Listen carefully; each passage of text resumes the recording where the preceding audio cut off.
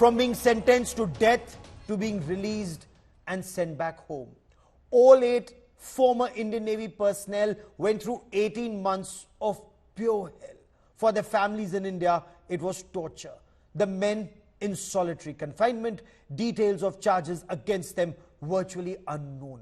And then the Ministry of External Affairs stepped in. From our diplomats to the External Affairs Minister Dr. Jaishankar to National Security Advisor Ajit Doval, and finally Prime Minister Narendra Modi reached out to the Amir of Qatar, Sheikh Tamim bin Hamad Al Thani. 7 of the 8 have returned home to India today. Listen in to their first reaction after touchdown. The smiles on their faces and relaxed body language had to be seen to be believed. Not many thought this day would come. It was a sledgehammer blow on October 30th when news first filtered in that 8 former Indian Navy personnel had been arrested in Qatar on charges of espionage. That disbelief turned into despair when 8 were sentenced to death. The families of former Indian Navy personnel rushed to the Ministry of External Affairs seeking help. The MEA issued a statement saying the matter had been taken up with their counterparts in Qatar and consular access sought. Since the arrest on August 30th, it was a race against time to seek justice. The former Indian Navy personnel thanked both Prime Minister Narendra Modi and Amir of Qatar, Sheikh Tamim Al Hamad Thani, for his personal intervention. Without the intervention of Prime Minister Modi, it wouldn't be. आज हम आपके सामने खड़े नहीं हो रहे होते अगर intervention नहीं होता at that level, highest level. And especially Government of India, उनके अथक प्रयास से कि वो consistently लगे रहे and we are there in front of you. Prime Minister Modi और उनका personal intervention, उनका interaction, और एक और मौका लेना चाहता हूँ कि thank करूँगा अमीर को कतर के जिनके उनके इंटरेक्शन के कारण आज हम यहाँ खड़े हैं जिस दिन का हमें बहुत बेसब्री से इंतजार. Prime Minister Narendra Modi had raised the issue with the Amir of Qatar on the sidelines of COP28 in Dubai. Both External Affairs Minister Dr. S. Jaishankar and National Security Advisor Ajit Doval had repeatedly taken up the matter with their counterparts in Qatar. A foreign policy that makes a difference to the lives of people, that to me is one very big change. Now, that change manifests itself in different places. You know, in the Gulf, yes, absolutely, I would say if there's one region which has undergone absolute sea change, it is actually India's relations with the Gulf. Apart from the naval officers, Meenakshi Lekhi, MOS External Affairs and BJP leaders spoke of India's close ties with West Asia that played a key role in making the impossible possible. बधाई के पात्र भारतीय हैं और हम प्रधानमंत्री जी का धन्यवाद देना चाहते हैं कि उनकी इंटरवेंशन के बाद जो है ये संभव हो पाया और जो अमीर हैं कतर के उनका भी आभार कि उन्होंने ये काम किया. सबसे पहले तो मैं कहूंगा प्रधानमंत्री मोदी जी का बहुत बहुत आभार. मोदी है तो मुमकिन है. आज से 45 दिन पहले इनकी फांसी की सजा को उम्र कैद में बदल दिया गया था और अब भारत के नौसैनिक अधिकारियों को उनको वापस यहां पर लाकर एक दिखाया है कि हर एक जान की कीमत, हर भारतीय की जान की कीमत है. Since 2015, Prime Minister Narendra Modi's government has extensively engaged and invested diplomatically with West Asia and securing the release of Indian personnel just ahead of Alan Modi in Abu Dhabi, and the inauguration of the temple in Abu Dhabi adds another feather to India's diplomatic cap. With Geeta Mohan, Bureau Report, India Today.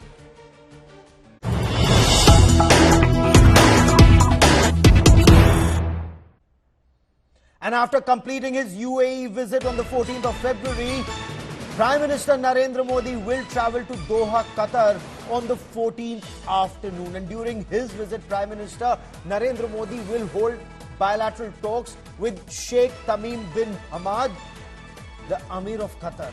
There will also be interactions with dignitaries in Qatar. This would be a part of the Prime Minister's second visit to Qatar. He's visited this region the West Asian region multiple times since 2017. At least 8 visits he's had in these many years. But let's listen into the Foreign Secretary, Vinay Quatra. Honorable Prime Minister will travel to Doha, Qatar on 14th February afternoon. During the visit, Prime Minister will hold bilateral meetings with the Amir of Qatar, His Highness Amir Sheikh Tamim bin Hamad Al Thani, and other high dignitaries in Qatar. The bilateral relationship between India and Qatar that has been steadily growing includes a comprehensive span, including political ties, trade and investment linkages, our strong energy partnership. Prime Minister's visit to Qatar will provide an opportunity for the top leadership of the two countries to discuss ways to further deepen and strengthen our multifaceted partnership, as well as exchange views on different regional and international issues of mutual importance. In terms of substance, as we all know, India and UAE enjoy warm, close and multifaceted relations underpinned by strong political, cultural and economic linkages, and of course driven by the vision and personal guidance of the leadership of the two countries. Following the landmark visit of Prime Minister to UAE in 2015, the bilateral relations between India and the UAE have undergone complete transformation. The relationship was elevated to comprehensive strategic partnership level in 2017. So the release of the Indian Navy personnel seemed like mission impossible. But both the officers and diplomats say Prime Minister's personal intervention and supervision worked. Let's get you more on this big story as efforts continue to get the 8th officer back home and safe. Joining me on India First, Captain D.K. Sharma, former spokesperson of the Indian Navy and of course a consultant with Bharat Shakti. Also with me is Abhijit Iyer Mitra, Senior Research Fellow at the Institute of Peace and Conflict Studies. Abhijit, the case seemed opaque, the task tough. How tough was it actually for India to get the Indian Navy personnel or the former Indian Navy personnel back home? Gaurav, it would have been superhuman. And I'll tell you why. You know, there was incredulity in all of us, including myself, that we'll ever get them out. Because remember, we have never managed to get any of our people convicted in other countries out. Especially if you remember, for the longest time, many Indians used to be on death row in the Gulf countries and we used to just let them die. At best, you know, the kind of diplomatic support they used to get is, you know, funding for a local lawyer and things like that. This went up to the highest level. So this is a watershed moment in Indian diplomatic history, because the case of Indians arrested abroad for the first time has been taken up to the Prime Minister's level. And the Prime Minister has decided to intervene very decisively here. Normally what happens is, at most, it gets upgraded to the Foreign Ministry level. And in the Foreign Ministry, we need to remember, no modern country is the Foreign Ministry given the kind of interference authorities in investigation, domestic affairs, law and order, crime, etc., etc. So this required a prime ministerial intervention. I would give 100% credit for this entirely to Narendra Modi. Second, we need to remember that the charges against them are not spying for India, they're spying for Israel, which was, if you remember, Qatar never joined the Abraham Accords. So the charge was particularly grave. And just to finish very quickly, Gaurav, third, normally what would have happened was, Qatar, as per our bilateral agreements, Qatar would have maybe commuted the death sentence to life in prison, and then they would have had to come and serve it out in India, not subject to Indian parole or, you know, the 14 years equals life rule, but as per Qatari restrictions. What Narendra Modi has done is he has not just commuted it to a life sentence, he has got them a royal pardon, which could have only been done at the head of government to head of government level. So, you know, this is totally unprecedented in Indian diplomatic history. It's unprecedented. If these personnel are today breathing in free air, perhaps their Prime Minister Narendra Modi and the Ministry of External Affairs to thank. Captain Sharma, for the families, it was pure torture. Officers who've in the past won the President's Medal, directors of training, directors of logistics, upright officers, suddenly jailed, and when information actually came to India, they had actually been sentenced to death and put in solitary confinement. Well, Gaurav, you know it all, how it panned out. And we were very sure that things were not matching up. So whether it was professional rivalry, whether it was business rivalry, how this espionage angle came in, let's leave it at that, because that night is over. It's time for celebrations, and due credit must go to the MEA. A quite solid work by them. You see, everybody we were all jumping that why is this not happening? Why is that not happening? But now if you look back, August of 2022, yes, then 23, it goes into the court. Capital punishment comes, it gets revoked, remitted, goes to sentences varying from 3 years to 25 years, and within 2 months of that. So now you can just imagine the kind of diplomatic efforts which were going on, and how were they getting importance, or how were they making headway? They were all making headway because of the strong leadership. And I don't have to, put it across. It was the Prime Minister who took personal interest. We know it. The National Security Advisor was very much, plugged into this. Mr. Jaishankar, our Foreign Minister, was very much there. The council over there, the people, the Navy, everybody was working, and it was a silent kind of which was going on. Now, Abhijit, if you say that why it is taken so long, it took a little, but it gave the results. It indeed did. Abhijit, what clinched it for India? International diplomacy is extremely tough. I mean, nobody is kind to the other person. There are hard-nosed negotiations and give and take. There are always hard-nosed negotiations. Now, we need to remember that the Gulf works very differently from other countries. In most other countries, what happens is there are slow, systematic negotiations over years between bureaucrats. Bureaucratic things are agreed to and green-lighted by the top leadership. Here, everybody keeps making fun of Modi's, building of interpersonal relations, hugging world leaders and things. This is where they pay off. So all those people laughing at him should be ashamed of themselves, because all that hugging diplomacy, this is what it yielded. In the Gulf, it is very much based on a personal equation between two rulers, right? It is not an advisory bottom-up model. It is a fiat diktat top-down model. And so what has happened out here is every time our bureaucrats negotiating would have hit a roadblock, it would have gone right up to the Prime Minister. And this is where, you have to credit the bureaucrats, the Foreign Minister and the Prime Minister, that when the bureaucrats got stuck, they took it to the Foreign Minister. When the Foreign Minister got stuck, it would be taken up to the Prime Minister.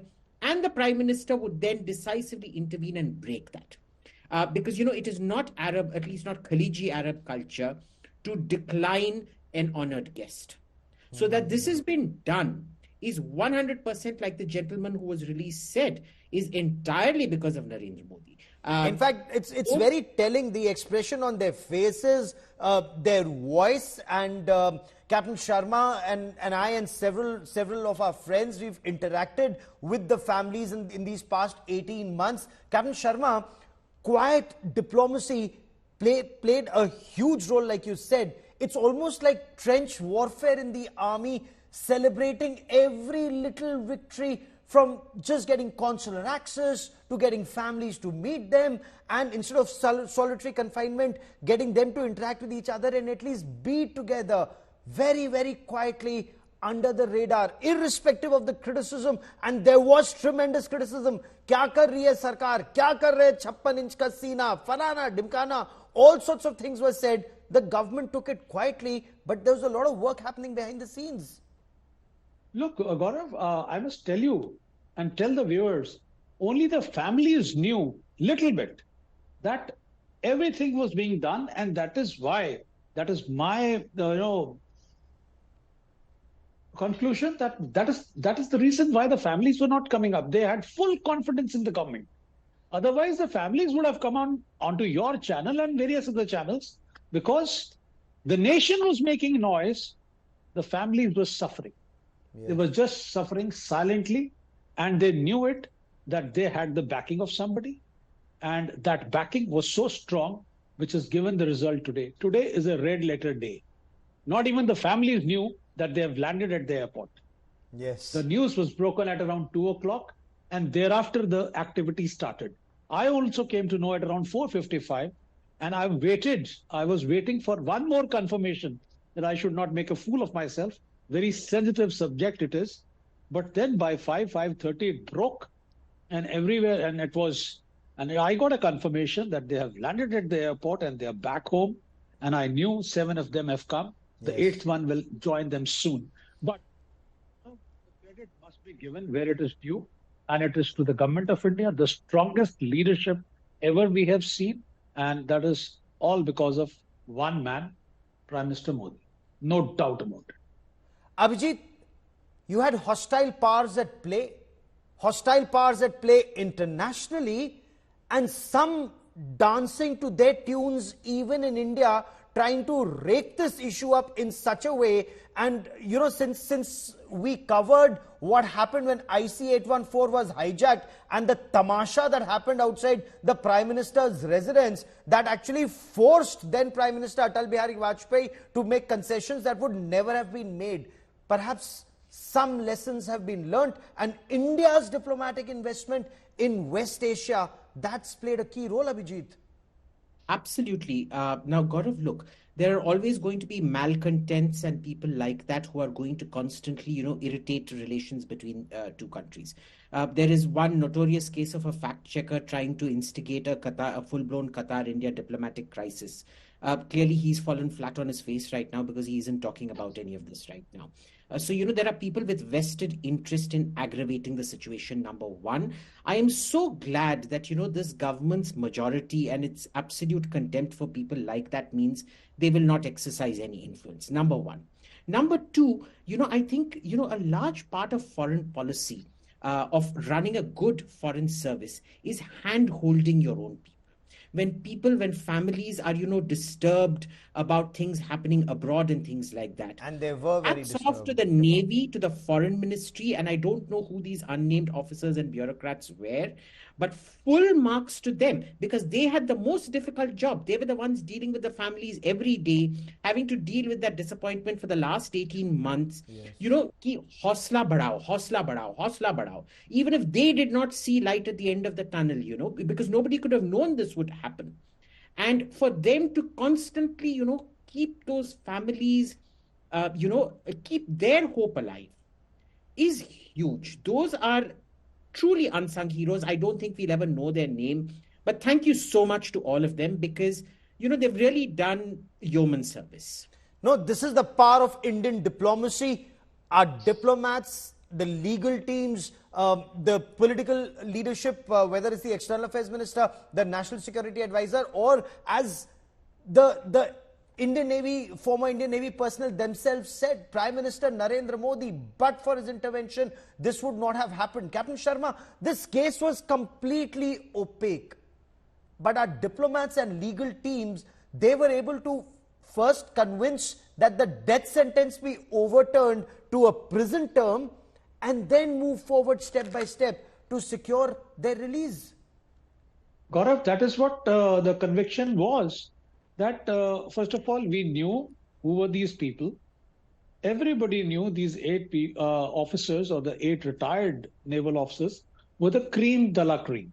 Yes. They were instructors, and had there been any doubt about their integrity or their the total career, the backing of the government would not have been the way it has been.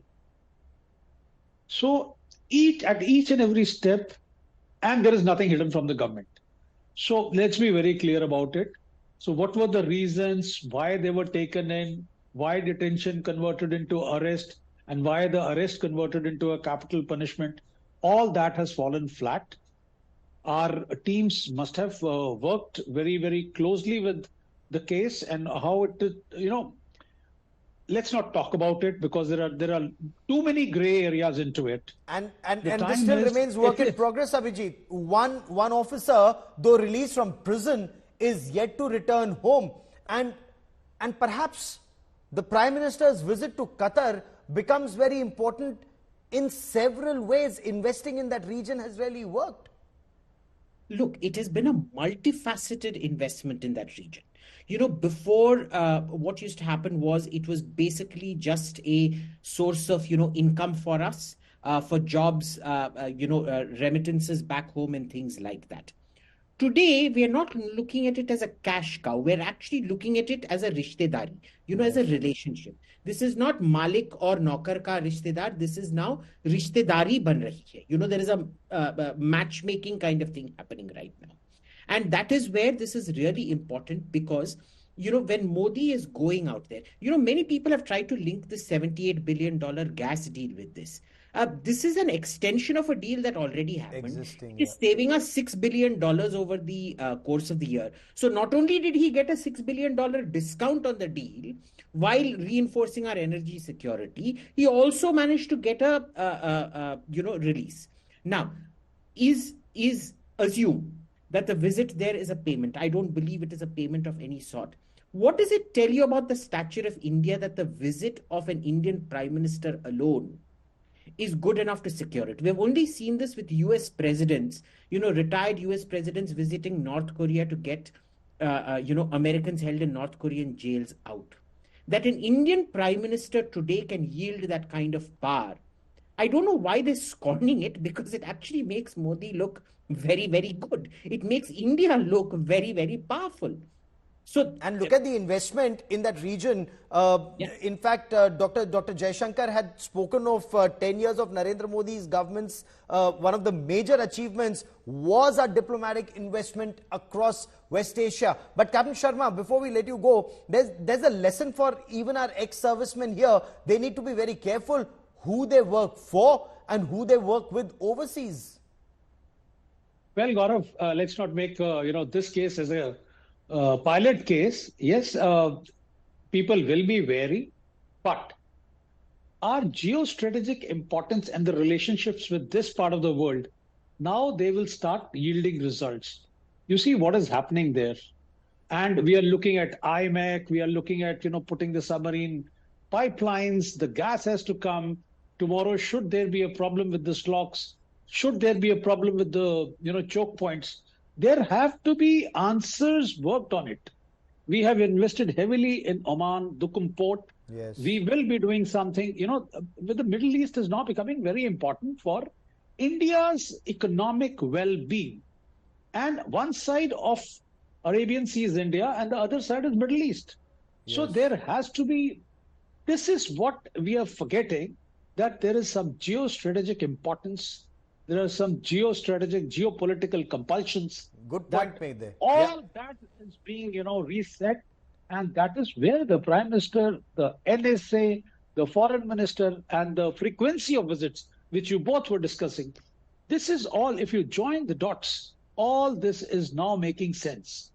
And the Prime Minister's interaction, even in UAE, 7 interactions that have happened just in recent months. The fact that he's been there so many times. Abhijit, the Prime Minister has been able to send across a very powerful message. Every Indian will be brought home, whatever it takes. Absolutely. Not just that. You look at, he keeps winning the highest award of all these countries. You see one after the other. I won't be surprised if he goes to Qatar and now wins their highest award as bestowed on him by Sheikh Thani. I won't put it past the imagination right now. Because remember, we do still have a continuing irritant in our relationship called Al Jazeera. And, diplomacy is papering over, not just papering over differences, but overcoming differences. And, that is where Modi is very, very, very good. He uses whatever tools are available to him to sort these things out. We need to remember foreign policy in this country since its conception has always depended on a very strong Prime Minister who needs to have an internationalist outlook. And I think this Prime Minister is particularly exceptional at that kind of personal diplomacy. I will let that be the last word of this part of the show. Captain DK Sharma and Abhijit for joining me here on this India First special. Many thanks.